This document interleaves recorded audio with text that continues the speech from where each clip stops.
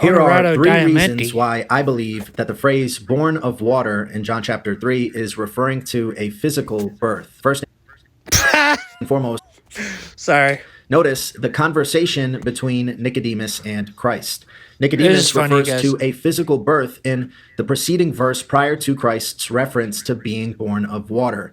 In verse 4, he questioned, how can a man be born when he is old? Notice this. Can he enter the second time into his mother's womb and be born? Secondly, we see the contrast drawn by Christ. In verse 5, Christ speaks of being born of water and of the Spirit. In verse 6, he states, that which is born of the flesh is flesh, don't miss that, and that which is born of the Spirit is spirit. Finally, why do I believe that the phrase born of water in John chapter 3 is What? referring to a physical birth?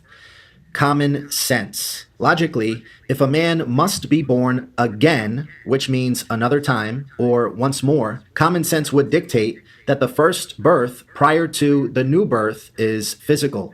Job chapter 38 verse 8 says, or who shut up the sea with doors when it brake forth, notice this, as if it had issued out of the womb. According to Merriam-Webster.com, the amniotic sac, also known as the bag of waters, is the double-walled, This is fluid-filled crazy. sac that encloses and protects the fetus in the womb and that breaks, releasing its fluid during the birth process. So there it is. Those are my three reasons why I believe that the phrase born Wow. of water in John chapter 3 is referring to a physical birth. Number one, the conversation between Nicodemus and Christ. Number two, the contrast drawn by Christ himself.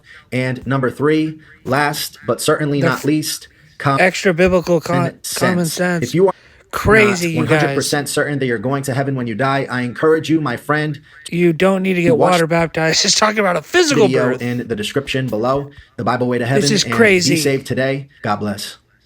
Okay.